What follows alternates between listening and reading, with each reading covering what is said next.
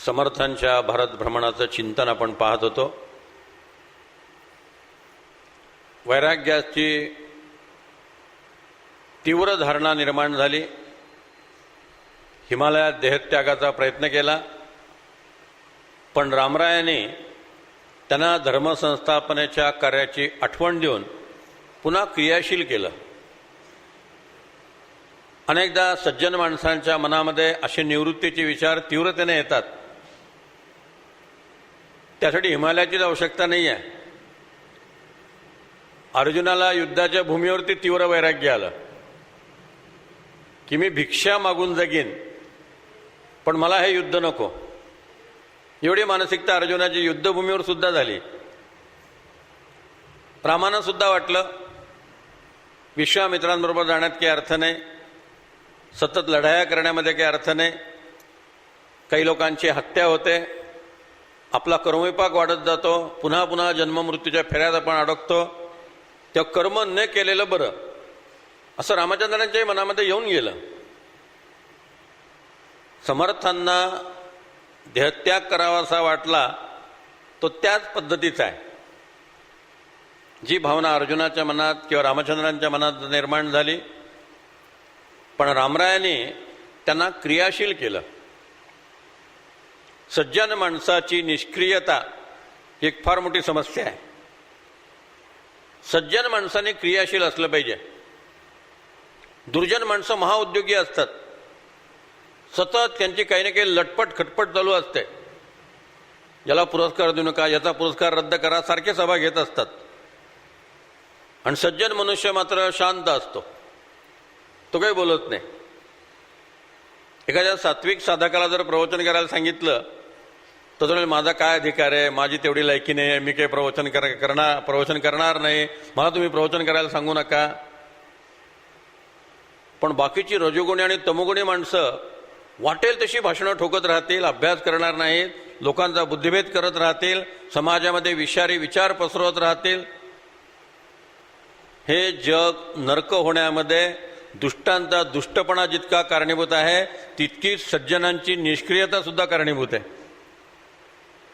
आणि समर्थांचं वैशिष्ट्य काय असेल, त्यांनी सज्जनांना क्रियाशील केलं।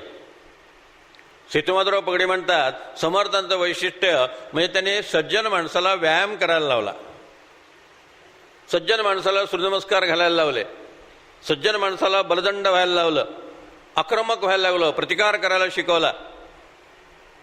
शिखांचे धर्मगुरू त्यांना भेटले, त्यामुळे त्यांच्या व्यक्तिमत्वाला एक वेगळं डायमेन्शन प्राप्त झालं।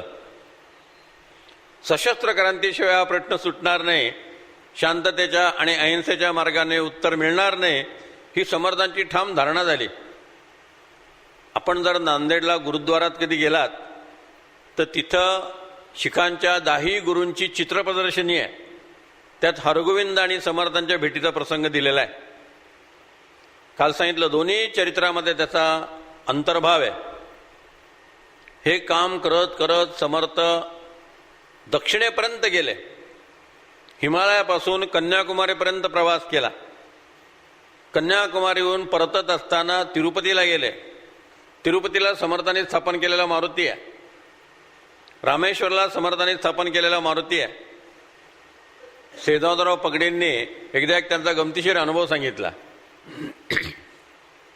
पगडी श्रीलंकेला गेले होते, तिथे एक हनुमंताचं मंदिर दिसलं, तिथे हनुमंताच्या मंदिरात गेले, त्या पुजाऱ्याने आरती केली। तो आरती म्हणत होता, सत्राणे उड्डाणे हुंकार वदनी, करडळमळ भूमंडळ सिंधू जळ गगनी, कडाडिले ब्रह्मांड धोका त्रिभुवानी, सुरवर्णर निशाचर त्या झाल्या पळणी। पगडीने त्याला विचारलं नंतर की तुला मराठी समजतं का? तोंडला नाही म्हटलं, मला मराठी येत नाही। म्हणून मी आरती कशी काय तू म्हटलास? त्याने सांगितलं, रामदास नावाचा एक संत म्हटलं इथं आला होता, त्याने हा मारुती स्थापन केला, त्याने ही आरती आमच्या पूर्वजांना शिकवली, आमच्याकडे परंपरेने ही आरती म्हणण्याची पद्धत आहे, आम्हाला त्या आरतीचा अर्थ माहिती नाही। जसं लहान मुलगा रामरक्षा स्तोत्र म्हणतो, त्याला काही रामरक्षा स्तोत्राचा अर्थ माहिती असत नाही, त्याला संस्कृती येतही नसतं, पण बरोबर तो रामरक्षा स्तोत्र पूर्ण म्हणतो। तसं त्याने ती संबंध आरती म्हणून दाखवली। म्हणजे समर्थांनी कुठे कुठे संचार केला, कुठे कुठे मारुती स्थापन केले, त्या त्या ठिकाणी मठपती नेमले, त्यांना कामाला लावलं. समर्थांचं हे विलक्षण कार्य आहे. परतच असताना समर्थ बेंगलोरला आले. बेंगलोरला त्याने असं पाहिलं की लोक धर्माचरण फार व्यवस्थित आणि निर्भयपणे करतायत. मंदिरात कथा कीर्तनं चालू आहेत, बायका मंदिरामध्ये दर्शनाला जातात, नैवेद्य घेऊन जातात. चौकशी केल्यावर त्यांना असं कळलं की इथं शहाजी राजांचं राज्य आहे. रणदुल्ला खान हा अली आदिल शहाचा वजीर होता, त्याच्या हाताखाली शहाजी महाराज होते. रणदुल्लाच्या हाताखाली 3 सरदार होते, बाजी घोरपडे, अफजल खान आणि शहाजी महाराज. त्यात शहाजी महाराजांवरती रणदुल्ला खानाचा विशेष लोभ होता आणि त्या प्रेमापायी त्यांनी बेंगलोर शहर शहाजी महाराजांना भेट दिलं. आता असं शहर कोणी कोणाला भेट देणार नाही. आज त्या बेंगलोरचा सगळा चेहरा मोहरा बदललेला आहे. जिथे शहाजी महाराज, जिजाबाई आणि शिवाजी महाराज राहिलेत ना, त्या स्थानांचा फार ऊर्जितावस्था प्राप्त झालेली आहे. पुण्यामध्ये जिजाबाई आणि शिवाजी महाराज होते, सगळं पुण्याचं रूप पालटून गेलं. शहाजी महाराज बेंगलोरला होते, सगळं बेंगलोरचं रूप पालटून गेलं. समर्थ पुन्हा एकदा शहाजी महाराजांना भेटले सन 1642. आपल्याला आठवत असेल 1631 सालच्या डिसेंबरात दोघांची भेट झाली होती. त्यानंतर शहाजी महाराजांचा मुलगा जेव्हा वेगवेगळे उपद्रव सुरू करायला लागला, त्या शहाजी महाराजांचा त्रास नको म्हणून त्यांना बेंगलोरला पाठवून दिलं. आणि शहाजी महाराज बेंगलोरला असताना समर्थ त्यांना भेटले. तेव्हा शहाजी महाराजांनी सांगितलं की माझा मुलगा आता पुण्यामध्ये असतो, तो 12 वर्षाचा आहे, त्याचे 2 विवाह झालेले आहेत. निंबाळकरांची सईबाई आणि मोहित्यांची सोयराबाई यांच्यासह आणि जिजाबाईंसह तो लाल महालामध्ये पुण्यात असतो. त्याने आता स्वतःचे स्वतंत्र मोर्तब तयार केलेली आहे, स्वतंत्र पदवी तयार केलेली आहे. प्रतिपाचंद्र लेखेव वर्धिष्णुर विश्ववंदिता शाह सुनो शिवशेषा मुद्रा भद्राय राजते, ही राजमुद्रा आता त्याने तयार केलेली आहे आणि स्वतंत्र कारभार सुरू केलेला आहे. शहाजी महाराजांनी समर्थांना एक विनंती केली, तुम्ही महाराष्ट्रात गेला की मसूरला जा. मसूरला माझी खूप जमीन आहे आणि ही सगळी जमीन जगदाळे नावाचा एक मनुष्य गिळंकृत करू इच्छितो. तुम्ही ती सगळी जमीन ताब्यात घ्या आणि तुमच्या कामाला सुरुवात करा. म्हणून समर्थांनी आपल्या कार्याची सुरुवात मसूरला केलेली आहे. शहाजी महाराजांशी भेटल्यानंतर प्रवास करत करत समर्थ रामदास पुण्याला आलेले आहेत. पुण्याला त्यांना असं कळलं की चिंचवडला मोरया देव नावाचे फार महान सत्पुरुष आहेत. समर्थ चिंचवडला गेले, मोरया देवांना भेटले. मोरया देवांकडनं त्यांना असं कळलं की देहूमध्ये संत तुकाराम महाराज नावाचा एक फार मोठा साक्षात्कारी पुरुष आहे. मोरया देवांना बरोबर घेऊन समर्थ रामदास देहूला आले. त्यांनी तुकाराम महाराजांची भेट घेतली. तुकाराम महाराजांच्या भेटीतच त्यांना पाहून समर्थांना एका अभंगाचं स्फुरण झालं. धन्य तुका वाणी, धन्य तुझी वाणी, ऐकता उन्मनी दीप लागे. वाणी शब्दावरती समर्थांनी कोटी केलेली आहे. तू वाणी समाजातला आहे, पण तुझी वाणी धन्य आहे. तुझी वाणी ऐकली की माणसाला उन्मनी अवस्था प्राप्त होते. आमची वाणी ऐकली की लोकांना सुषुप्ती अवस्था प्राप्त होते. तुकोबारायांची वाणी ऐकली की उन्मनी अवस्था प्राप्त होते. त्यात समर्थ म्हणतात, ओळखिली खूण अवताराची, तू पांडुरंगाचा अवतार आहे हे मी ओळखलं. तारिले अभंग इंद्रायणीने, तुझे अभंग इंद्राणीत बुडवले असता ते इंद्राणी देवीने तारले. हे सगळे उल्लेख समर्थांच्या अभंगामध्ये. आणि तुकाराम महाराज समर्थांचं वर्णन करणारे अभंग लिहितात. कारे मजत पारमारासी तवसी रामदासा, मी पामर मनुष्य आहे, माझा कशाला स्तवन करतो. तुकोबारायांच्या हा लिनतेचा भाग आहे. महापुरे झाडे जाती तिथे लवाळे वाचती. जेव्हा लोकांनी तुकाराम महाराजांच्या भक्तीची आणि ज्ञानेश्वर महाराजांची तुलना करायला केली, त्या तुकाराम महाराज म्हणतात, मज पामरासी काय थोरपण, पायीची वाहनं पायी बरी. तुकाराम महाराज आणि समर्थांची भेट झाल्यावर समर्थांना तुकाराम महाराजांच्याकडनं आळंदीबद्दलची माहिती मिळाली. आळंदीच्या समाधीचा शोध आणि जीर्णोद्धार नुकताच संत एकनाथ महाराजांनी केलेला होता. परवा सांगितल्याप्रमाणे संत एकनाथ महाराज हे समर्थांच्या घराण्यातले होते. आळंदीच्या ज्ञानदेवांच्या समाधीस्थानाबद्दल कळल्यावर तुकाराम महाराजांच्या बरोबर समर्थ आळंदीला गेलेले आहेत. आळंदीला समर्थांनी तुकोबारायांची आरती ज्ञानेश्वरांची आरती केलेली आहे. जेव्हा श्रद्धेय आप्पांना मी ही गोष्ट सांगितली तेव्हा आप्पांना इतका आनंद झाला. आप्पा म्हणाले, तुम्हाला ती आरती माहिती आहे का? म्हटलं आहे माझ्याकडे, मला ताबडतोब लिहून द्या म्हटले. आप्पांना ती मी आरती लिहून दिली आणि आप्पा म्हटले, आता ही आरती आमच्या गोरठ्यामध्ये म्हटली जाईल. आणि आपल्या उपासनेच्या पुस्तकामध्ये त्या आरतीचा अंतर्भाव केला आहे. आणि माझ्या माहितीप्रमाणे दर गुरुवारी ती आरती इथं म्हटली जाते. आणि बाकी रोज नाथांची जी आरती आहे, आरती ज्ञानराजा महाकैवल्य तेजा, ती म्हटली जाते. पण आठवड्यातनं एक दिवस समर्थाने जी ज्ञानेश्वर महाराजांची आरती केलेली आहे ती म्हटली जाते. दोन महत्वाच्या गोष्टी समर्थांनी केल्या. प्रवासामध्ये वेगवेगळ्या संप्रदायातल्या साधू संतांच्या त्यांनी भेटी घेतल्या. आनंदमूर्ती ब्रह्मनाळकरांना भेटले, जयराम स्वामी वडगावकरांना भेटले, केशवस्वामी भागानगरकरांना भेटले, मोरया देवांना भेटले, तुकाराम महाराजांना भेटले, मौनी बाबांना भेटले. सगळ्या साधू संतांच्या भेटीगाठी घेतल्या, सगळ्या तीर्थस्थानांची दर्शनं घेतली आणि त्या त्या ठिकाणी जाऊन त्या त्या देवांच्या आरत्या केल्या. आपण नियमितपणे ज्या आरत्या म्हणतो त्यातल्या बहुसंख्य आरत्या समर्थ रामदासांच्या आहेत. मोरगावला समर्थ आले आणि गणपतीची पूजा त्या माणसाने केली. पूजा चुरूनच होत होत्या, प्रकट पूजा करायची सोयच नव्हती. पूजा झाल्यानंतर त्या माणसाने आरती केली नाही. समर्थ म्हणले, आरती करणार नाही का? आरती हा प्रकारच बंद पडला होता, देवांचे नैवेद्य बंद पडले होते, उघड उघड पूजा करायची सोय नव्हती. त्यावेळेला समर्थाने लगेच निरांजन पेटवायला सांगितलं आणि सुखकर्ता दुःखहर्ता वार्ता विघ्नाची ही गणपतीची आरती त्या ठिकाणी केली. समर्थ तुळजापूरला आले, तुळजाभवानीचं दर्शन घेतलं. दुर्गे दुर्गटभारी तुझिण संसारी अनाथ नाथे अंबे करुणा विस्तारी ही देवीची आरती समर्थांनी त्या ठिकाणी केली.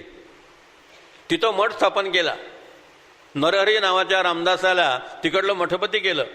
म्हणून आरतीच्या शेवटी नरहरी तल्लीन झाला पदपंकज लेशा म्हटलेलं आहे.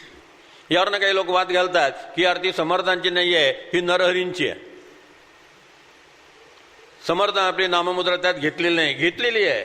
प्रसन्न वदने प्रसन्न ओशी निजदासा, निजदास ही समर्थांची नाममुद्रा आहे. साफल्या निजवल्या कौशल्या माता या रामाच्या आरतीत धन्य तो निजदास भक्त प्रेमळ, तिथे निजदास नावाची नाममुद्रा समर्थाने वापरलेली आहे. त्यामुळे दुर्गे दुर्गटबारी ही देवीची आरती समर्थाने केली. जेजुरीला आले, खंडेरायाची आरती केली. जेजुरीच्या जवळ लवथवेश्वर नावाचं गाव होतं. समर्थ लवथवेश्वरला गेले. तिथे गेल्यानंतर भगवान शंकराचं सुंदर मंदिर त्यांनी पाहिलं. इतके रमले ते म्हणले, रात्री मी इथं मुक्काम करतो. गावकरी म्हणले, इथं कोणाला राहता येत नाही. समर्थ म्हटले, का बरं? म्हणले, जो मनुष्य या मंदिरात राहतो तो रात्रीतनं मरतो म्हटले. हा कालभैरव आहे म्हटले, काही सुखाने राहू देत नाही. आतापर्यंत जे जे लोक इथं राहिलेले आहेत ते मेलेले आहेत म्हटले. आता समर्थ हे असं आव्हान स्वीकारणारच. समर्थाची या सेवका वक्रपा आहे, असा सर्व मंडळी कोण आहे असं म्हणणारे समर्थ मृत्यूला घाबरतील कसे? ते म्हटले, असं असेल तर माझा आजचा मुक्काम म्हटले इथंच. दुसऱ्या दिवशी सकाळी ग्रामस्थ मंडळी म्हणाली, गडी फार जाडजूड होता, उचलायला 10 माणसं तरी लागतील. म्हणून 10-15 लोक तिथं मंदिरामध्ये आले. पाहतात तर समर्थ शंकराची पूजा करत होते. त्या सगळ्या लोकांना आश्चर्य वाटलं. आणि पूजा झाल्यावर समर्थांनी लवथवती विक्राळा ब्रह्मांडी माळा विषय कंठक काळा त्रिनेत्री ज्वाळा ही शंकराची आरती केली. जेव्हा गोव्यामध्ये गेले तेव्हा शांतादुर्गाची आरती केली. मंगेशाची आरती केली, समर्थांनी गोपालकृष्णाची आरती केलेली आहे, समर्थांनी विठ्ठलाची आरती केलेली आहे. आपल्याला 4-5 आरत्या माहिती आहेत. समर्थांनी एकूण 82 आरत्या केलेल्या आहेत. डॉक्टर विजय लाड यांनी ते सगळं संपादित केलेलं आहे. इथं त्यांचं पुस्तक उपलब्ध आहे. आपण अवश्य ते पुस्तक घ्या. समर्थांच्या आरत्या याच नावाचं पुस्तक आहे आणि सगळ्या 82 आरत्या आणि त्याला त्यांची अभ्यासपूर्ण प्रस्तावना आहे. समर्थांचा वाग्यज्ञ म्हणून त्यांचं एक पुस्तक आहे. कसं बोलावं आणि कसं बोलू नये या संबंधीच्या समर्थांच्या 300-350 ओव्या आहेत. तरुणांना इंटरव्ह्यू द्यायचा असेल ना त्यांनी ते वाग्यज्ञ एकदा वाचावा. म्हणजे इंटरव्ह्यूला गेल्यानंतर आपल्याला जर प्रश्न विचारले गेले तर आपली वाणी कशी असावी आणि कशी नसावी, व्यवहारात कसं बोलावं कसं बोलू नये. आता ते ग्राहक पंचायतीचे संबंध महाराष्ट्र प्रांताचे मुख्य आहेत, कारण सगळ्या लोकांशी संबंध येतो. समर्थांच्या या ओव्या त्यांना उपयोगी पडल्या. त्याचं त्यांनी पुस्तक, हे दोन्ही पुस्तकं तिथं आहेत. तेव्हा समर्थ रामदासांनी आपल्या संबंध भ्रमंतीमध्ये वेगवेगळे संप्रदाय, वेगवेगळ्या संप्रदायाचे संत, वेगवेगळी दैवत या सगळ्यांची कृपा संपादन केली. परवाच एका ग्रस्ताने मला प्रश्न विचारला, फार मौलिक प्रश्न होता. त्यामुळे समर्थांना रामाचं दर्शन झालं, रामाची कृपा झाली, मग पुन्हा सगळ्या तीर्थस्थानांची भेट काय घेतली? सगळ्या देवांना ते का नवस बोलत राहिले? परिस्थिती इतकी भीषण होती आणि सगुणामध्ये त्या त्या ठिकाणी गेल्यावर त्या त्या देवाचीच आरती केली पाहिजे, त्या त्या देवाचीच उपासना केली पाहिजे. मी शिवतळीत असताना एक साधक तिथं आला होता. मी 15 दिवस एक पुस्तक लिहायला तिथं थांबलो होतो. ते साधक आल्याने मला म्हटले, मी इथे एक पारायण करणार आहे, मला आशीर्वाद द्या. म्हटलं कसलं पारायण करणार आहे? म्हटले गुरुचरित्राचं पारायण करणार आहे. म्हटलं शिवतरमध्ये दासबोध लिहिला गेला आहे, तुम्ही तर गुरुचरित्राचं पारायण का करता? इथं दासबोधाचं पारायण करा. तुम्हाला गुरुचरित्राचं पारायण करायचं असेल गाणगापूरला जा, औदुंबरला जा, नरसोबाच्या वाडीला जा, आळंदीला गेला तिथं ज्ञानेश्वरीचं पारायण करा, देऊला गेला तिथं तुकाराम महाराजांच्या गाथेचं पारायण करा. समर्थांनी हे पथ्य पाळलेलं आहे. सगळ्या देवांच्या आरत्या केल्या, सगळ्या देवांबद्दलची आत्मीयता निर्माण केली आणि असा सगळा प्रवास करत करत समर्थ रामदास पैठणला आले. त्यांना जायचं होतं जांबेला. पहिल्यापासून अत्यंत व्यवहार चतुर. जांबेला जायचं असेल तर आधी पैठणला जाऊ, म्हणजे जांबेच्या सगळ्या बातम्या पैठणमध्ये मिळतील. मग आपण घरी जाणं योग्य आहे की नाही, घरात घेतील की नाही, घरातल्या लोकांना काय वाटेल, त्याचा थोडा अभ्यास करण्यासाठी ते पैठणला आले. कारण पैठणला नाथांचं त्यांचं नातं होतं. नाथांच्याच वाड्यात ते उतरले. नाथांचा मुलगा हरी हा त्यांच्या लग्नाला उपस्थित होता, पण आता हरीने त्याला ओळखलं नसतं.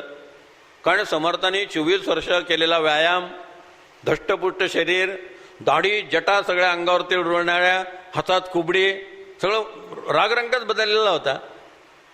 समर्थ मुद्दाम पैठणामध्ये आले आणि पैठणात नाथांच्या वाड्यात राहिले. नाथांच्या घरात बोलता बोलता त्यांना कळलं की त्यांची राणूबाई त्यांची वाट पाहते आहे आणि तिचे डोळे गेलेले आहेत, ती आंधळी झालेली आहे. समर्थाने हेही कळलं की त्यांचा भाऊ गंगाधर आणि वहिनी पार्वती यांना आता 2 मुलं झालेली आहेत. थोरल्याचं नाव रामजी आहे आणि धाकट्याचं नाव श्यामजी आहे आणि ती 10-12 वर्षाची 2 मुलं आहेत. समर्थांना आपल्या अंधाईला भेटावं असं मनामध्ये येऊन गेलं.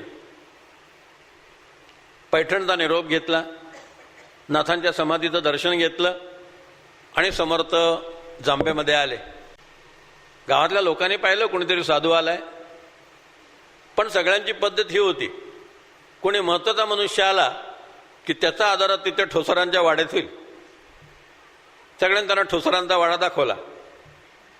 त्यांचंच ते घर होतं, त्यांना सगळं माहिती होतं. हनुमंताचं दर्शन घेतलं, आपल्या अंगणात आले.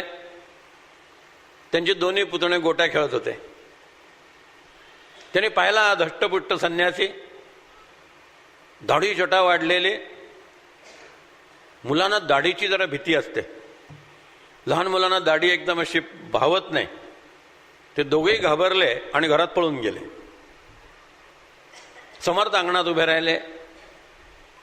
मोठ्यांदा श्लोक म्हटला, सदा सेवियारण्य तारुण्य काळी, मिळे ना कदा कल्पनेचे निमेळी, चळे ना मनी निश्चयो दृढ ज्याचा, जगी धन्य तो दास सर्वोत्तमाचा, ओम भवती भिक्षां देहि. राणोबाईंनी आवाज ऐकला. सुनेला म्हणाल्या, पार्वती, बाहेर कोण गोसावी आलाय, त्याला भिक्षा वाढ बाळ. पार्वती बाहेर आली. परातीत भिक्षा घेतलेली आहे. रामजी आणि श्यामजी या दोघांनी आपल्या आईच्या कमरेला विळखा घातलेला आहे. पण डोकावून ते त्या दाढीवाल्याकडे पाहतात. आपला काका आहे हे माहिती असतं तर काका मला वाचवा असंच ते म्हणाले असते. समर्थ आपल्या वहिनीकडे पाहतात. जेव्हा ते पळून गेले होते तेव्हा 10 वर्षाची परकरी पोर होती. आज ती 2 मुलांची आई झालेली आहे, नऊवारी नेसलेली आहे. आपल्या वहिनीकडे समर्थ मोठ्या कुतूहलाने पाहतायत. तिला संकोच वाटला. तिने विचारलं, भिक्षा घेताय ना? समर्थ म्हणाले, भिक्षा घेऊन निघून जायला हा काय बाहेरचा गोसावी आहे काय? हा घरातला गोसावी आहे. हा घरातला गोसावी आहे. हे वाक्य राणोबाईंनी ऐकलं आणि राणोबाईंनी विचारलं, कोण माझा नारायण का? आई मी नारायण आलोय. समर्थाने एकदम आपल्या वहिनीनं बाजू केलं. झटकन आत शिरले. ती माऊली उठली. तिला दिसत नाहीये. थरथरत्या हातानं, धडधडत्या अंतःकरणानं, मिणमिणत्या डोळ्यानं भिंतीला स्पर्श करत करत ती मधल्या खोलीमध्ये आली. समर्थ रामदास तिथं आले आणि समर्थांनी आपल्याला कडकडून मिठी मारली. आई त्याच्या अंगावरनं हात फिरवतीये, दंडावरनं हात फिरवतीये आणि आई सावधून एकदम बाजूला झाली. हा माझा नारायण नाही म्हटले. लग्नाच्या वेळेला त्याला मी आंघोळ घातली होती. किती कोवळे दंड होते, छोटीशी छाती होती, बारीक शरीर होतं. हा अर्धाण कोणीतरी पहिलवान आहे म्हटले. समर्थाने प्रश्न विचारला, आई आठवतंय तूप संपलं होतं, मी रामनवमीला तूप वाढत होतो? आठवतंय धान्य संपलं होतं, मी सगळं धान्य गोळा केलं होतं? आठवतंय आडगळीच्या खोलीत मी बसलो होतो, काय करतोस म्हणून तू विचारलं? मी म्हटलं, आई चिंता करतो विश्वाची. आठवतंय तू ताक आणायला सांगितलं, मी 11 गाडगी ताक आणलं. तू म्हणली, नारायणा अरे ताक काय आंघोळीसाठी पाहिजे होतं का, पिण्यासाठी हवं होतं? आठवतंय आठवतंय असं म्हणत 4-5 आठवणी समर्थाने सांगितल्या.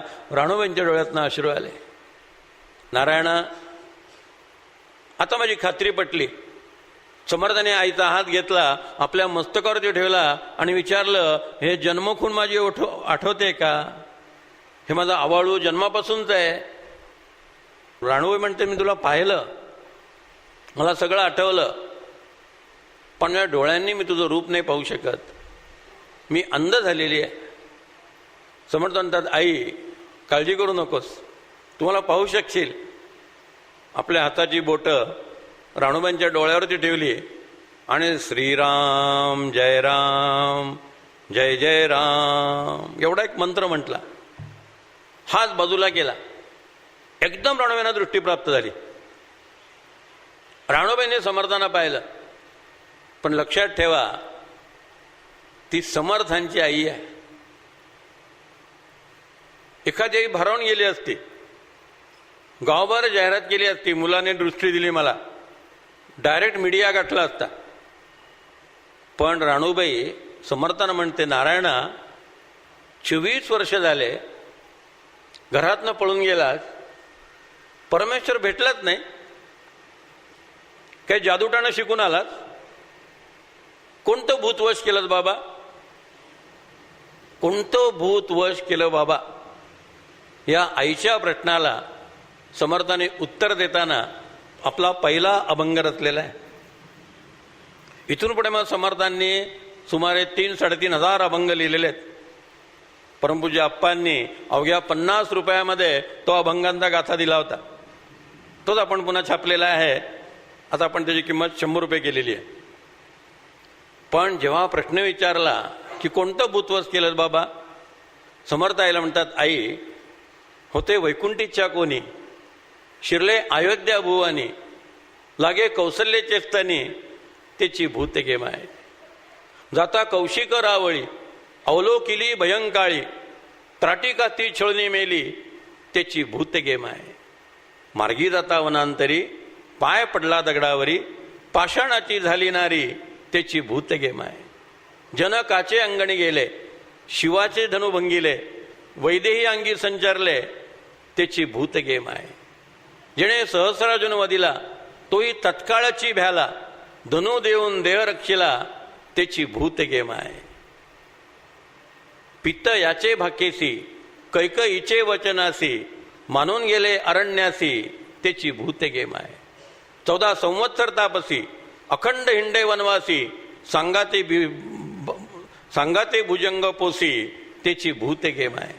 मारी रावण कुंभकर्ण, रक्षी भक्त बिभीषण, तोडी अमरांचे बंधन, त्याची भूत गे माय. वामांगी सीतेला धरले, धरुणी शर्यू तीरा आले, तिथे भरताला भेटले, त्याची भूत गे माय. सर्व भूतांचे हृदय, नाव त्याचे रामराय, रामदास नित्य गाय, त्याची भूत गे माय. 10 कडव्यामध्ये सबंध रामायण समर्थाने बसवलं आणि आईला सांगितलं की रामराय नावाचं भूत मी वश केलेलं आहे, ते सगळ्या भूतांचं हृदय आहे, ते महत्भूत आहे, ते मी वश केलेलं आहे. आईला खूप आनंद झाला. 4 महिने समर्थ जांबेत राहिलेले आहेत. संपूर्ण चातुर्मास जांबेत केलेला आहे. कपिल गीता नावाचा ग्रंथ समर्थाने आपल्या आईला समजावून सांगितलेला आहे. नुसते चर्मचक्षु दिले नाहीत, ज्ञानचक्षु दिले. आणि 4 महिन्यानंतर आईला म्हणाले की आई, तू माझी आई आहेस खरी, पण माझी आणखी एक आई आहे, तिचं नाव भारत माता. मला त्या भारत मातेच्या सेवेला द्यायचं आहे. आता तू मला अडवू नको, तुम्हाला परवानगी दे, मला निरोप दे. आईच्या लक्षात आलं याला नाही म्हटलं तर हा पळूच जातो, त्यापेक्षा आपण आपलं प्रेस्टिज राखावं आणि स्वतःहून याला परवानगी द्यावी. आईने परवानगी दिली, पण सशर्त परवानगी दिली. आई म्हटली, नारायणा, तुझं ज्ञान, तुझी विद्वत्ता, तुझा आध्यात्मिक अधिकार मी पूर्ण ओळखलाय. एकच शेवटची इच्छा आहे, माझा अंतकाळ तू अंतर्ज्ञानाने जाळ. तो जाणून तू बरोबर आहे. माझ्या अंतकाळी तू जवळ असावा, तुझ्या मांडीवर मी देह ठेवावा आणि भगवंताच्या चिंतनात शेवटचा श्वास घ्यावा, ही माझी इच्छा पूर्ण कर. आईने आश्वासन दिलं, नारायणाने आश्वासन दिलं. पुढे समर्थ शिवतरगेमध्ये होते. 1652 ते 1660 या काळात त्यांचं दासबोध लेखन तिथं सुरू होतं. तेव्हा 1655 साली एक दिवस रात्री समर्थ झोपले असताना ज्या अंगलाई देवीची सज्जनगडावर स्थापना केली, तुळजाभवानीच ती स्वप्नामध्ये आली आणि देवीने सांगितलं, तुझी आई अत्यवस्था आहे, ताबडतोब जांबेला जा. तसे समर्थ उठले आणि जांबेला आले. त्यांच्याबरोबर उद्धव स्वामी होते. समर्थांच्या हयातीत जांब पाण्याचं भाग्य लाभलेला उद्धव हा महापुरुष आहे. आईबरोबर तिथे राहिले. 10 दिवस जांबेला होते. आईने शांतपणे त्यांच्या मांडीवरती डोकं ठेवलं. समर्थांनी भगवंताचं नाव घेत तिच्या अंगावरनं हात फिरवला. शेवटचं पाणी तुलसीदल तिच्या तोंडात टाकलं आणि राणूबाईंनी शांतपणे आपल्या मुलाच्या मांडीवरती देह ठेवला. आईची शेवटची इच्छा पूर्ण केली. अशा प्रकारे मातृभेट घेतली. थोडं आईच्या बाबतीत त्यांची चूक झाली असेल, आईला धोका दिला असेल. हो, मी लग्न करतो म्हणून लग्नावाटनंतर पळून गेले, पण आईवरती अन्याय केला नाही.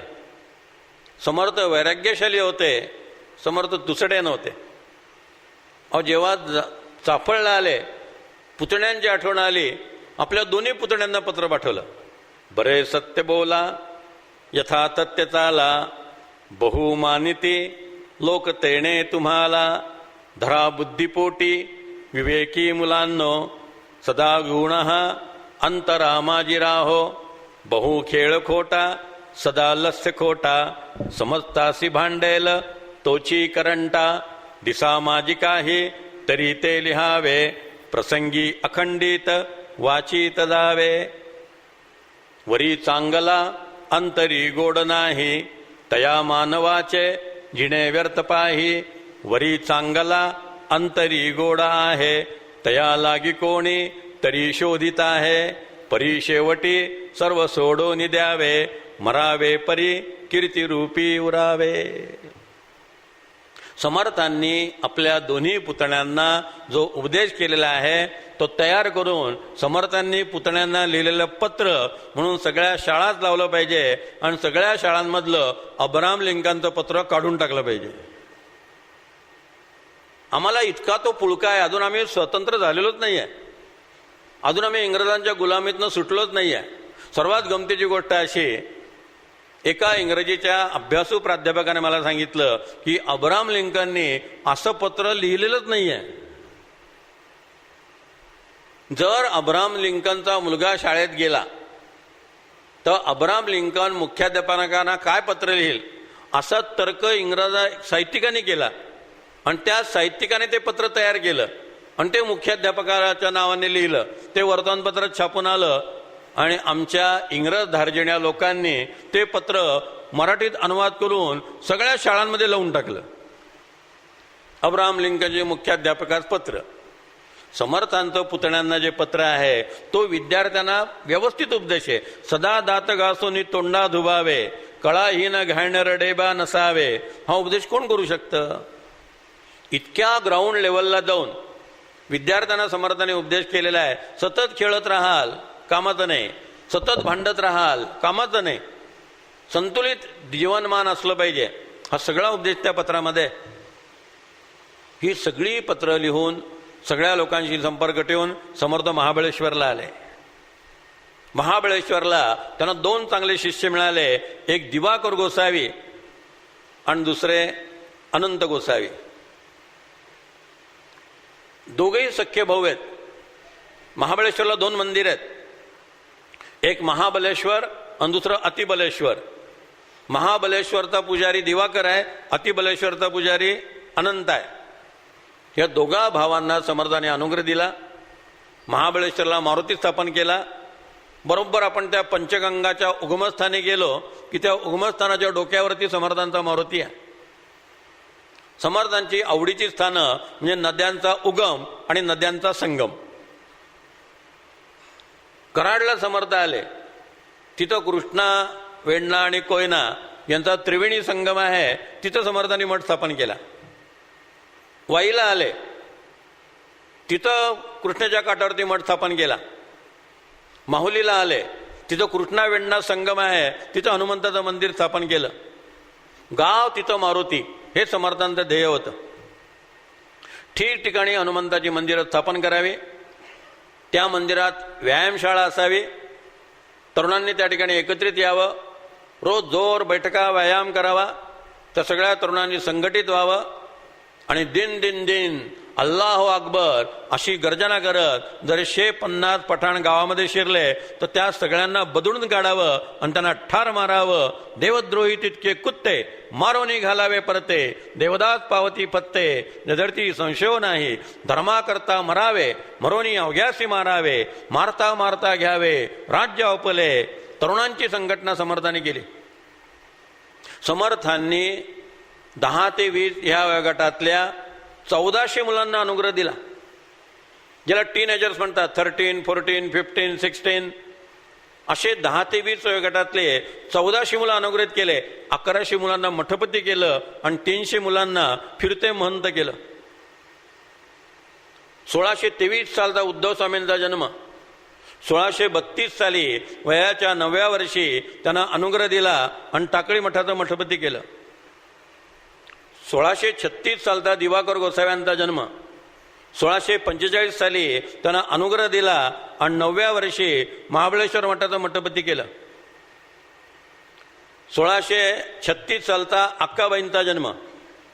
1648 साली वयाच्या 12व्या वर्षी त्यांना अनुग्रह दिला आणि चाफळ मठाचं मठपती केलं. सबंध सापळमठाचा कारभार त्यांच्याकडे सोपवला. 1643 सालचा भीमस्वामींचा जन्म. 1655 साली वयाच्या 12व्या वर्षी त्यांना अनुग्रह दिला आणि तंजावर मठाचं मठपती केलं. 1636 सालचा कल्याण स्वामींचा जन्म. 1646 साली वयाच्या 10व्या वर्षी त्यांना अनुग्रह दिला आणि आपला लेखनिक म्हणून बरोबर घेतलं. 1637 सालचा दत्तात्रय स्वामींचा जन्म. 1646 साली वयाच्या 9व्या वर्षी त्यांना अनुग्रह दिला आणि शिरगाव मठाचं मठपती केलं. 1628 सालचा वेणाबाईंचा जन्म. 1648 साली त्यांना अनुग्रह दिला आणि 1655 साली त्यांना मिरज मठाचं मठपती केलं. 1640 सालचा दिनकर स्वामींचा जन्म. 1655 साली त्यांना अनुग्रह दिला आणि तिसगाव मठाचं मठपती केलं.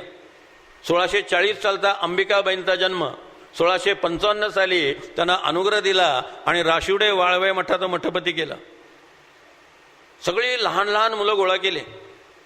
आमचे सर शिवाजीराव भोसले त्यांच्या अनुप्रसात्मक भाषेत सांगायचे की मोठी माणसं ही सांगण्यापलीकडची असतात, कारण मोठी माणसं ही घडण्यापलीकडची असतात, कारण ती आधीच बिघडलेली असतात. म्हणून समर्थांनी लहान लहान मुलं गोळा केली आणि त्यांच्यावरती संस्कार केले. केवढं मोठं काम समर्थांनी केलेलं आहे. स्त्रियांच्यासाठी आज महात्मा फुले, सावित्रीबाई फुले, अण्णासाहेब कर्वे यांनी जे काम केलेलं आहे ते निसंशय आदरणीय आहे. ही माणसं निसंशय वंदनीय आहे. पण एक गोष्ट आपण मान्य केली पाहिजे की जे काम सावित्रीबाई फुलेंनी आणि महर्षी अण्णासाहेब कर्वेंनी आत्ता केलेलं आहे ते त्यांच्या 200 वर्ष आधी समर्थ रामदासांनी केलेलं होतं. खळखळ न करता हे श्रेय समर्थांना आपण अर्पण केलं पाहिजे. नर फाटक हे काही समर्थांचे भक्त नव्हते, चिकित्सक साहित्यिक होते, विद्वान पंडित होते. समर्थ रामदास व्यक्ती आणि कार्य हे पुस्तक नर फाटकांनी लिहिलं. त्यामध्ये नर फाटकांनी 2 मुद्दे लिहिलेले लक्षात ठेवा. नर फाटक लिहितात समर्थांनी जे वाङ्मय लिहिलेलं आहे त्याच्यात 30 ते 40 हजार ओव्या आहेत. या सबंध 30 ते 40 हजार ओव्यांमध्ये समर्थांच्या वाङ्मयात स्त्री निंदेची एकही ओवी नाही. अन्य संतांची यादी देता येईल, आपल्याला तो वाद निर्माण करायचा नाही आहे, पण कुठेही समर्थांनी स्त्री निंदेची एकही ओवी लिहिलेली नाही आहे. कोणाला सापडली तर मला आणून द्या, कारण त्या सगळ्या 30-40 हजार ओव्या मी वाचलेल्या आहेत. उलट स्त्रियांची निंदा करणाऱ्या कीर्तनकारांना आणि प्रवचनकारांना समर्थ म्हणतात, बहुता दिसाच्या वयोवृद्ध मूला जनी बायकोच्या गुणे जन्म तुला तया जननीच्या कुळी निंदितोसी वृथा पुष्ट तू मानवा माझी होशी. आणि एका अभंगात समर्थ म्हणतात, जे पुरुष स्त्रियांना नावं ठेवत असतात ते गाढव समजावेत. खरं म्हटलेलं आहे, त्यांना गाढव समजा. कुठेही समर्थांनी स्त्री निंदा केली नाही. आणि नर फाटक लिहितात समर्थांच्या संबंध वाङ्मयामध्ये शृंगार रसाची एकही ओवी नाही. यावरनं त्यांचं ब्रह्मचर्य किती पक्का असलं पाहिजे याची आपण कल्पना करू शकतो. काय होती परिस्थिती वेणाबाईंची, काय होती परिस्थिती अक्काबाईंची. अक्काबाई बाल विधवा होत्या, वेणाबाई बाल विधवा होत्या. कर्णात समर्थांची कीर्तनं चालू होती. कीर्तनं चालू असताना 1636 साली ते कर्णातल्या 1646 साली ते कर्णातल्या देशपांड्यांच्या वाड्यामध्ये आले आणि देशपांड्यांच्या वाड्यात येऊन मोठ्यांदा श्लोक म्हटला. सदा चक्रवाकाशी मार्तंड दैसा उडी गालितो संकटी स्वामी तैसा हरिभक्तीचा गाव गाजे निशाणी नपेक्षी कदा रामदासाभिमानी ओम भवती भिक्षां देही. रुद्राजी पंत देशपांडेंनी ओळखलं, रोज कृष्णाबाईच्या घाटावरती ज्याचं कीर्तन आपण ऐकतो त्या बुवांचा हा आवाज आहे. ते बाहेर आले, त्याने समर्थांना प्रार्थना केली की भिक्षा वाढा म्हणत असाल तर भिक्षा वाढीन, पण आपण घरात जर जेवायला आलात तर मला फार बरं वाटेल. समर्थांचा एक नियम होता, जिथं जेवायला जातील तिकडली एक विकेट ते घेतल्याशिवाय राहायचे नाहीत. एक मुलगा किंवा एक मुलगी संप्रदायामध्ये पदरात पडून घ्यायची, फुकट जेवायचं नाही. दक्षिणा म्हणून आपल्याला त्या घरातला एक मनुष्य मिळाला पाहिजे. जेवायला म्हणून घरामध्ये शिरले. त्यांनी पाहिलं या रुद्राजीपंत देशपांडेंची एक मुलगी आहे आणि ती बालविधवा आहे. 10-11 वर्षाची आहे, 10 वर्षाची आहे. जेव्हा त्यांना कळलं की त्या मुलीला लिहिता येतं, वाचता येतं आणि जमा करतात, ते एकदम हुशार आहे. लिहिणारं वाचणारं येत असलं म्हणजे असं मनुष्य भेटलं म्हणजे समर्थांना आनंद व्हायचा, कारण ट्रेनिंग पिरियडच नाही. नाही तर मग पुन्हा लिहायला शिकवा, वाचायला शिकवा, तो वेळ वाचला सगळा. जेवण झाल्यानंतर त्यांनी पाहिलं की ही मुलगी अत्यंत चतुर आणि हुशार आहे. तिचं नाव चिमणाबाई. 2 वर्षांनी 1648 साली चाफळच्या राम मंदिराचं उद्घाटन होतं.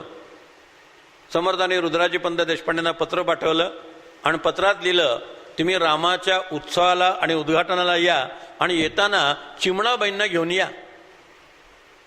ते चिमणाबाईंना घेऊन आले. उत्सव पार पडला. उत्सव संपल्यानंतर समर्थांनी रुद्राजीपंतांना सांगितलं की आता चिमणाबाईंना इथंच राहू द्या, तुम्ही कराडला एकटे जा. ही मुलगी मठाचा सगळा कारभार सांभाळेल. कल्पना करा, 1648 सालापासून 1682 साली समर्थांनी देह ठेवला तोपर्यंत 34 वर्ष अक्काबाईंनी चाफळचा कारभार सांभाळलेला आहे. 1682 साली समर्थांनी देह ठेवल्यानंतर त्या सज्जनगडावरती आल्या आणि 1682 पासून 1721 पर्यंत 40 वर्ष त्यांनी सज्जनगडचा कारभार पाहिलेला आहे. एक व्यक्ती आपल्या आयुष्यातली 74 वर्ष एका संप्रदायासाठी अर्पण करते. 1721 साली दिवाळीतल्या कार्तिक शुद्ध प्रतिपदेला म्हणजे पाडव्याला अक्काबाईंनी सज्जनगडावरती देह ठेवला. 1700 साली औरंगजेबने सज्जनगडावरती आक्रमण केलेलं आहे. परशुराम त्र्यंबक गोडबोले हे सज्जनगडचे किल्लेदार आहेत. अक्काबाई या सज्जनगडच्या महंत आहेत. स्वतः औरंगजेब 50,000 फौज घेऊन आलेला आहे. गडावर फक्त 2,000 फौज आहे. किल्ला द्यावा लागणार हे अक्काबाईंना माहिती होतं. समर्थांनी तयार केलेली स्त्री कशी कर्तबगार होती कल्पना करा. 2 महिने तिने औरंगजेबला लढाईमध्ये झुलवत ठेवलं आणि त्या 2 महिन्यात वरती ज्या रामाच्या मूर्ती होत्या त्या उचलल्या आणि समर्थांच्या समाधीवर ठेवल्या. साकेताधिपती कपी भगवती हे देव ज्यांचे शिरी, बरोबर समर्थांच्या डोक्यावर त्या मूर्ती आणून ठेवल्या. रामाकडनं समाधी काढण्याचं जे दार होतं तिथं दगडी भिंताने ते चिरून टाकलं. समाधीतनं बाहेर पडायचं जे दार होतं ते दगडी भिंतीनं चिरून टाकलं. अंडरग्राऊंड काही कन्स्ट्रक्शन आहे हे औरंगजेबच्या लक्षात येणार नाही याची पूर्ण काळजी घेतली. राम लक्ष्मण सीता हनुमान लपून ठेवले. अंडरग्राऊंड सगळं बंद केलं. वरचं मंदिर सगळं उघडं राहिलं, मोकळं राहिलं. आणि मग औरंगजेबशी तहाची बोलणी केली की आम्ही किल्ला तुम्हाला देऊन टाकतो, आम्हाला जाऊ द्या. किल्ला आणि 15,000 रुपये आम्ही तुम्हाला देतो. त्या काळातले मोगल सरदार पैसे मिळाले की वाटेल ते करायला तयार होते. हे त्या काळातले भुजबळाने हे सगळेत त्या काळातले अवतार पैसे घेणाऱ्यांचे. कलमाडी, भुजबळ, काय नावं सांगाल तेवढी थोडीच आहेत. सहस्रनामापेक्षा जास्त आहेत. अक्काबाईंनी 15,000 रुपये दिले. सगळ्या माणसांना सोडून दिलं. गडावरती हिरवा चांद असलेला झेंडा लागला. 7 वर्ष अक्काबाई 1700 पासून 1707 पर्यंत प्रतापगडाच्या जवळ पारगावचं जे सडा आहे तिथं राहून तिथं दासनमीचा उत्सव करत होत्या. 7 वर्ष गडावरला दासनमी उत्सव बंद होता. 13 जून 1700ला औरंगजेब स्वतः सज्जनगडावरती आला. 13, 14, 15 जून 3 दिवस तो राहिला. 16 जून 1700ला मुहर्रम होता. त्या दिवशी सोन्याची फुलं उधळली आणि औरंगजेबने तिथे एक मुसलमान किल्लेदार नेमला आणि त्याला सांगितलं की इथून पुढे इथं रामनवमीचा उत्सव होऊ देऊ नको, हे जे रिकामं मंदिर आहे त्याचा सरकारी कचेरी म्हणून वापर कर. कागदपत्र उपलब्ध आहेत. औरंगजेबाने मंदिर पाडलं नाही. एवढी चांगली इमारत मिळालेली आहे, सरकारी कचेरी म्हणून तिचा वापर करा. आणि मग औरंगजेब सज्जनकडून निघून गेला. पण अक्काबाईंनी 20 फेब्रुवारी 1707 औरंगजेब मेल्यावरती त्या पारगावहून शाहू महाराजांना भेटल्या. शाहू महाराजांना गडावर घेऊन आल्या. शाहू महाराज गडावरती आले. आज जे रामदास स्वामी संस्थान आहे त्याची स्थापना 1710 साली शाहू महाराजांनी केली. अक्काबाई म्हणाल्या, मी आता म्हातारी झालेली आहे, दिवाकर म्हातारा झालाय, उद्धव म्हातारा झालेले आहेत, आम्ही आता काय पाहणार, तुम्ही समर्थांच्या मुलांना इथं घेऊन या. आणि मग समर्थांची मुलं रामजी आणि श्यामजी हे त्यावेळेस वयस्कर झालेले होते. ते म्हणले, आम्ही काही येत नाही, आम्ही आमच्या मुलाला पाठवून देतो. मग रामजीचा मुलगा गंगाधर हा सज्जनगडावरती आला.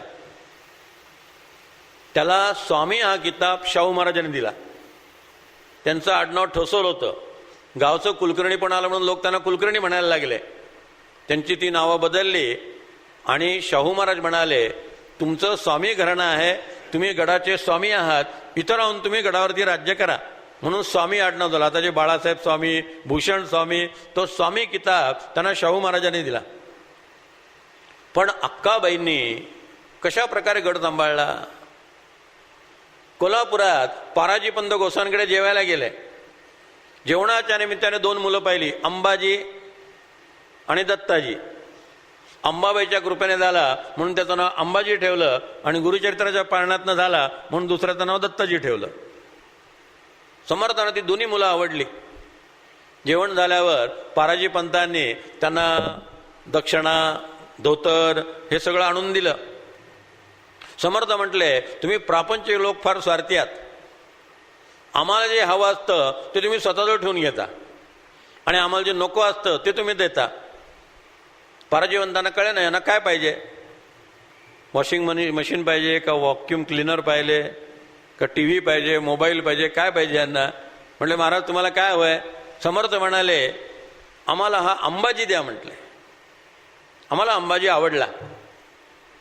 पाराजीपंत म्हणाले, ही दोन्ही माझ्या बहिणीची मुलं आहेत, तिला विचारा. तिच्या नवऱ्याने अकाळी संन्यास घेतला, तो निघून गेला आणि ती या 2 मुलांसह माझ्याकडे आश्रयाला आली.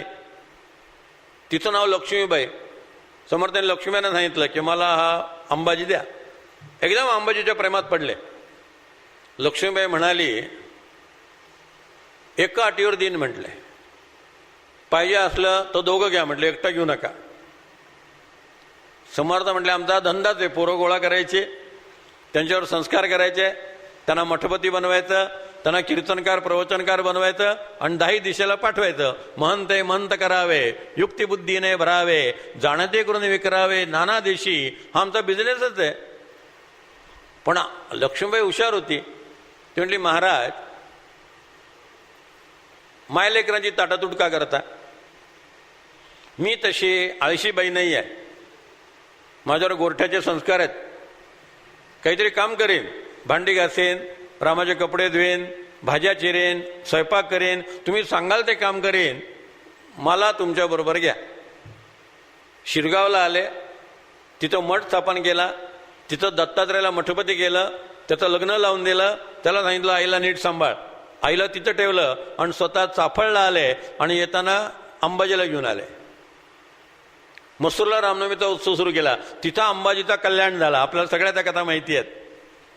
मिरजेला आले. वेणाबाईंना अनुग्रह दिला. वेणाबाई सुद्धा बालविधवा होत्या. वेणाबाईंना अनुग्रह देऊन त्यांना उत्तम कीर्तनकार बनवलं. एक दिवस वेणाबाईंना मठपती बनवलं. आपल्याला आश्चर्य वाटेल, वेणाबाईंनी स्वतःच्या हस्ताक्षरामध्ये 200 पोथ्यांच्या नकला केलेल्या आहेत. दिसा माझी काही तरी ते लिहावे, प्रसंगी अखंडित वाचित जावे. 200 पोथ्या वेणाबाईंनी लिहून काढल्या आणि वेणाबाईंचे स्वतःचे 12 ग्रंथ आहेत. सीता स्वयंवर हा वेणाबाईंचा अत्यंत प्रासादिक ग्रंथ आहे. वेणाबाईंचे 150-200 अभंग आहेत. मिरजेच्या त्या मठपती झालेल्या आहेत. समर्थांनी एका विधवा स्त्रीला अनुग्रह देऊन मठपती केलेलं आहे. अक्काबाईंच्या ताब्यात मठाचा सगळा कारभार दिलेला आहे. किती लोकांनी वेणाबाईंची जननिंदा केली की बाई त्या बुवाच्या नादी लागलेली आहे. वेणाबाई अभंगात लिहिते, आमच्या वाटी जाऊ नका, तुमची वाट लावू आम्ही. कोणी निंदिती कोणी वंदिती, वास मी त्याची पाहेना, हृदय धरले सद्गुरु चरणा, कालांतरी विसंबेना. एकदा मी सद्गुरूंच्या चरणात धरलेला आहे, शरण न सोडी सर्वथा, आन तुझी पंढरीनाथा. तसं वेणाबाई म्हणाल्या, मी समर्थांचं चरण धरलंय, आता हे चरण मी सोडणार नाही. लोकांनी निंदा करोत नाही तर स्तुती करोत, ठामपणे वेणाबाई तिथं राहिलेल्या आहेत. शेवटी समर्थांच्या चरणावरती कीर्तन करत करत समर्थांनी वेणाबाईंनी देह ठेवलेला आहे. 1678 सालच्या चैत्रवद्य चतुर्दशीला वेणाबाईंनी बंध विमोचन राम, माझा बंध विमोचन राम हा अभंग म्हणत म्हणत सज्जन गडावर देह ठेवलाय. गडावर त्यांची समाधी आहे, अक्काबाईंची समाधी आहे, वेणाबाईंची समाधी आहे. वेणाबाई या समर्थांच्या अत्यंत लाडक्या शिष्या होत्या. केवढं मोठं काम त्याने वेणाबाईंकडनं करून घेतलं. आज समर्थांच्या वेणाबाई गोरठ्यामध्ये आहेत, गार्गी त्यांच्या रूपाने वावरत आहेत. त्यावेळेस समर्थ नंतर गेले, वेणाबाई आधी गेल्या. ज्यावेळेस समर्थ रूपी आप्पा म्हणाले की मी आधी जातो, तू सगळं माझं देवस्थान सांभाळ. समर्थांनी कशा प्रकारचे महंत निर्माण केले. तिसगावला सबंध मुसलमानांचं वातावरण होतं, सगळीकडे यवनांचे झेंडे होते आणि तेली समाजातले अनेक लोक त्या यवनांच्या उर्सामध्ये भाग घेत होते. समर्थ तिसगावला आले, दिनकर स्वामींना अनुग्रह दिला, तिथं मठ स्थापन केला आणि तिथं मठ स्थापन करून या सगळ्या तेली लोकांना सांगितलं की कशाला तुम्ही यवनांच्या उत्सवात जाता, आपण रामनवमीचा उत्सव सुरू करू, या रामनवमीच्या उत्सवात तुम्ही या. तो सगळा तेली समाज उर्साकडनं डायव्हर्ट केला आणि तो तिसगावला रामनवमीच्या उत्सवाला यायला लागला. शिरगावला जिथं दत्तात्रय स्वामींना मठ स्थापन केलं दिला, त्या शिरगावहून 5 कोसावरती शमनापीराचा डोंगर आहे. या शमनापीराच्या डोंगरात मुसलमानांच्या उत्सवाला सगळे हिंदू सामील होतात. तिथं ते डबगाणी म्हणतात, पोवाडे म्हणतात. सर्वात चांगलं डबगाणं असेल त्याचा यवन अधिकारी सत्कार करतात. समर्थांच्या लक्षात आलं, हातामध्ये डब घेतला, शमनापीरला आले. सगळे शाहीर डब हातात घेऊन वेगवेगळे जुगलबंदी चालू होती. समर्थ त्यात उतरले. समर्थाने हातामध्ये डब घेतला आणि त्या शाहिरांना प्रश्न विचारायला सुरुवात केली. किती पृथ्वीचे वजन, किती अंघोळ्या गगन, सांगा सिंधूचे जीवन किती टाक. समुद्राचं पाणी किती आहे, आकाशाचा वारा किती आहे, आकाशातले चंद्र किती आहेत, चांदण्या किती आहेत, तारे किती आहेत, संख्या सांगा. तृणभूमी सहित चतुरा संख्या सांगा. किती गवत पृथ्वीवरती आहे सांगा. समुद्राच्या काठी किती वाळू आहे सांगा. वाळूच्या कणांचे आकडे सांगा. ऐका सांगा माझे डफ गाणे, नाहीतर डफ खाली ठेवणे. माझ्या या प्रश्नांची उत्तरं द्या, नाहीतर डफ खाली ठेवा. समोरच्या माणसाने डफ खाली ठेवला, त्याला सांगता येईना. समर्थाने उत्तर सांगितलं, रामदासांचे गणित सारे काही अगणित. उत्तर काय? अगणित आहे, असंख्य आहे, मोजता येत नाही. बिरबल बादशाहची गोष्ट सांगतात की बिरबलाने बादशाला विचारलं, बादशाने बिरबलाला विचारलं, बिरबला माझ्या डोक्यावरती केस किती आहेत रे? बिरबल म्हटला 7856. एकदम डायरेक्ट आकडा सांगितला. बादशाह म्हटलं कमी असले तर गळून पडले असतील, जास्त निघाले तर वाढले असतील म्हटले. मग दुसऱ्यांदा विचारलं, अरे बिरबला आपल्या गावामध्ये पोपट किती आहेत रे? बिरबल म्हटलं 456. लगेच आकडा सांगून मोकळा. बादशाहला कमी भरले तर बाहेरगावी गेले असतील, जास्त भरले तर पाहुणे आले असतील. समर्थाने त्यांना सगळ्यांना याची संख्या सांगा, त्याची संख्या सांगा, त्याची संख्या सांगा आणि शेवटी उत्तर दिलं, रामदासांचे गणित सारे काही अगणित, मोजता येत नाही, असंख्य आहेत. असं उत्तर देऊन त्या सगळ्यांचं तोंड बंद केलं आणि मग त्या शाहिरांना म्हणाले, तुम्ही लाचार आहात का? बादशाला खुश करण्यासाठी या उत्सवामध्ये सामील होतात. अजूनही पद्धत आहे. मुद्दाम त्यांना खुश करण्यासाठी म्हणून डोक्यावरती ती विशिष्ट टोपी घालायची, शिरखुर्मा खाऊ घालायचा, स्वतः शिरखुर पार्टीमध्ये सहभागी व्हायचं. मोदी एक अभिमानी आहेत. मोदींनी सांगितलं मी ती टोपी डोक्यावर घालणार नाही. आणि जेव्हा मोदींना त्या रजत शर्माने आपकी अदालत में प्रश्न विचारला की मुसलमानांची टोपी घालायला तुम्ही नकार का दिलात, तेव्हा मोदींनी उत्तर दिलं मतं मिळावीत म्हणून इतक्या हीन पातळीवरती उतरायला मी भारताचा बेईमान पंतप्रधान होऊ इच्छित नाही, मी इनामदार पंतप्रधान होऊ इच्छितोय. केवळ मतांची भिक्षा मागण्यासाठी काय काय तारा करायच्या, त्यांचे कपडे घालायचे, त्यांच्या टोप्या घालायच्या, त्यांच्या दाढ्या कुरवाळायच्या, अडलंय काय? आम्ही काय कुणाचे खातो, श्रीराम आम्हाला देतो. आपली अस्मिता आपण ठेवली पाहिजे, आपला स्वाभिमान आपण जागा ठेवला पाहिजे. पहिल्यांदा देशाला असं पंतप्रधान मिळाला की ज्याने नवरात्रामध्ये 9 दिवस उपवास केले. आमच्या देशातली मुलं अमेरिकेत जातात आणि त्यांनी दारू प्याली म्हणून मी प्यालो, त्याने नॉनव्हेज खाल्लं म्हणून मी खाल्लं, 4 लोकात असंच वागावं लागतं. मोदींनी दाखवून दिलं की देशाचा एक पंतप्रधान ओबामांच्या सगळ्या डिशेस नाकारतो आणि केवळ सरबत आणि दूध घेऊन राहतो. आणि एवढं होऊन सुद्धा त्याला कोणी वाईट म्हणत नाहीत. उलट ओबामानी जेव्हा मोदी भारतात परत निघाले तेव्हा मोदींचं शेकहँड घेऊन मोदींना सांगितलं की माझ्या आयुष्यामध्ये मला सर्वात चांगला मिळालेला मित्र म्हणून मी तुमचा उल्लेख करत जाईन. The best friend I have got ever in my life, असं ओबामा म्हणतात मोदींबद्दल. तुम्ही आमच्याकडे खाल्लं नाहीत, प्यालं नाहीत, थोडी दारू पिले असतात माझ्याबरोबर तर आपली मैत्री आणखी घट्ट झाली असती असं म्हटले नाहीत. किती आमचे तरुण लाचार आहेत. थोडी तिथं नोकरी स्थिर व्हावी म्हणून वाटेल त्याच्याबरोबर राहायला तयार होतात, क्लबमध्ये जातात, काही खातात, काही पितात, काही करतात. पण व्रतस्थ जीवन जगून दुसऱ्याच्या अंतःकरणात प्रवेश करता येतो हे मोदींनी दाखवून दिलं. समर्थ रामदासांनी अशी तेजस्वी परंपरा निर्माण केली, असे तेजस्वी शिष्य निर्माण केले. आणि मग त्यांच्या लक्षात आलं हजाराहून जास्त मठ झालेले आहेत, हजाराहून जास्त शिष्य झालेले आहेत, या सगळ्यांना राजकारणामध्ये सहभाग घेतला पाहिजे. या सगळ्यांनी भारतीय स्वातंत्र्यासाठी शिवाजी महाराजांच्या पाठीशी उभं राहिलं पाहिजे. समर्थ चरित्रातला सर्वात महत्वाचा भाग शिवाजी महाराजांचं आगमन, शिवाजी महाराज आणि समर्थ रामदासांची भेट हा महत्वाचा भाग उद्याच्या प्रवचनात आपण पाहणार आहोत.